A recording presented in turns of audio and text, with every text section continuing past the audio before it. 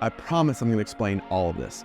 I've been a part of a membership business that grew to nearly $1 million in revenue in the past. And over the last 4 years, I've seen thousands of creators build their own successful memberships using nearly every launch method under the sun. But out of the most successful memberships, there are common themes that stand out. Whether you're building a membership for jump rope fitness, hairstylist training, or another specific niche, there are 5 stages that every creator goes through that I want to share to help your membership journey. This non-technical guide will walk you from zero to launch in less time with less stress.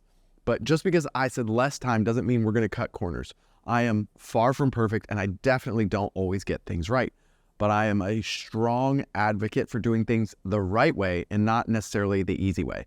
It can be tempting to skip the first stage, but without it, you could be pouring your efforts straight into the trash and you wouldn't know until it was too late. Imagine you're an architect designing a new house for a client. You wouldn't just guess what layout they want or how many floors to build, right? Like if I walked up to my house that I was building and I'm expecting a multi-story house with 5 bedrooms and a handful of bathrooms to house all of my kids. And instead I found a 2-bedroom single floor ranch home when I paid for the other, I'd be pretty upset. Not just because reality didn't meet my expectations, but also because of the waste of time and effort and money across the board.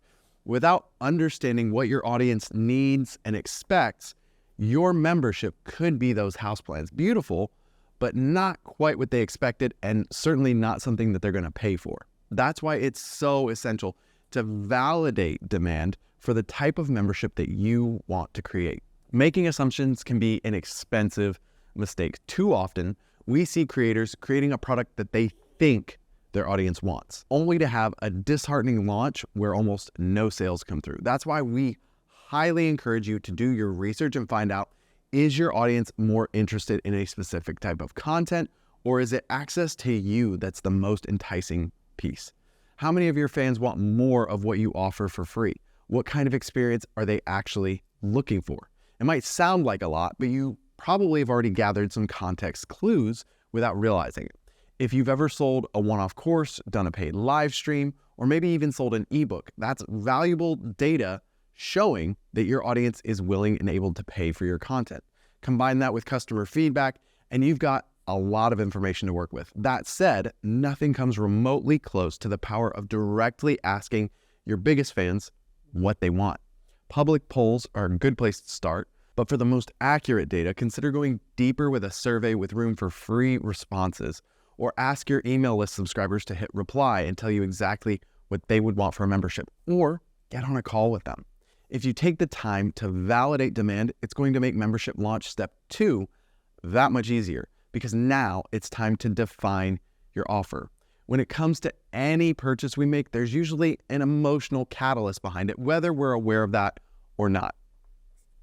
The last thing I ordered on Amazon was an ozone generator and a cover for my homemade cold plunge.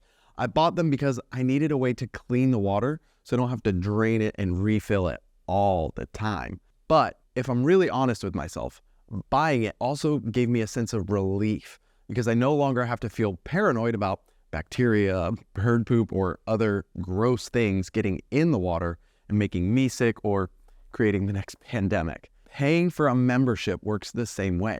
It's going to be motivated by emotional logic just as much as rational logic. So here's the offer strategy that might just make a big difference for your business. Don't sell your content.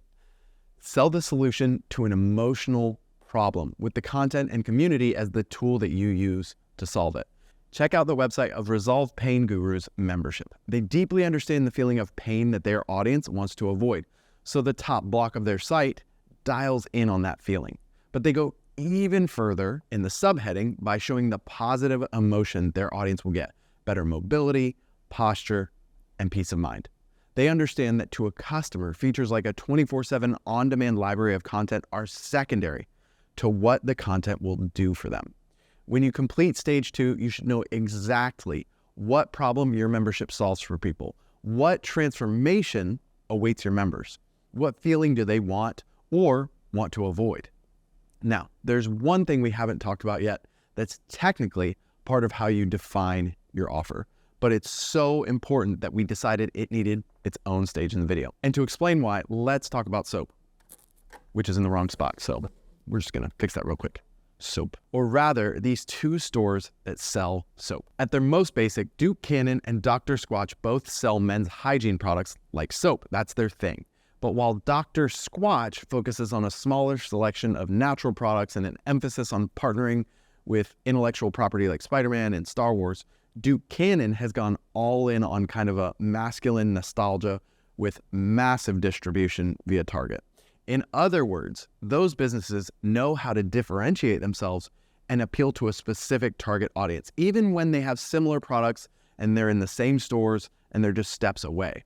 With other businesses in your niche just a click away, it's essential to know and communicate what makes your membership more desirable for your target audience. Whether it's your industry expertise or hands-on community approach, shout it from the rooftops. Your best customers will be the people who resonate with your unique selling points.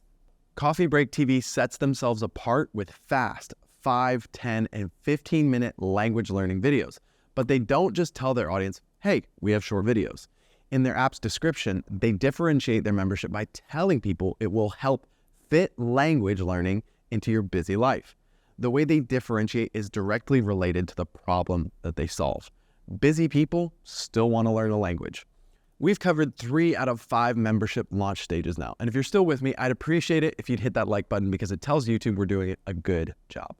If you made it this far, then you have a trait that's incredibly important for membership stage 4, patience for playing the long game. The membership model is built on trust and long-term relationships. Starting slow as your audience builds that trust up is normal and doesn't mean you're doing things wrong. Max Randall is the founder of dog training membership MK9 Plus, and he told us that this exact thing happened to him. I was like 1,500 or 2,000 people like following the Facebook page, and I was like, oh yeah, I think we could easily get 50 people join at least. But it was, I didn't realize how unrealistic I was. I think in the first 30 days, I must have got about 10 people join. And I think 2 of those were from local people. It was gradual because I think a lot of the selling isn't in the product. It's in how you market it. But then as we got into spring, April last year, I think we got over 300 people join in 1 month. It can be disappointing if your day 1 numbers feel low, but Max used the first few slow months to perfect his marketing, and now he's enjoying the rewards of staying the course. When it comes to memberships, patience is your superpower, and it's going to set you apart from 99% of creators out there. And to make this slow and steady growth possible, you've got to smash successful launch stage 5 out of the park, choosing how to build it. If you only have one takeaway from this video, it's that your brand has incredible value and shouldn't be diluted by living under someone else's. To see what I mean, just look at YouTube channel memberships. No matter how much value you give your customers, it's a YouTube membership at the end of the day, leaving no control over how your content appears, what gets shown alongside of it, and worst of all, no ownership of your customers' information. I've said it before and I'll say it again. Platforms like YouTube are fantastic for discovery, but not so much for building a business. To start a membership the right way this year, I recommend looking for a platform that's white labeled, which means your members experience your brand and your brand alone on all the platforms, from your website to your branded apps. We'll cover exactly what you need to know when evaluating which platform to start your own branded membership with in the video linked on screen right now. Thanks so much for watching. I'll see you over there.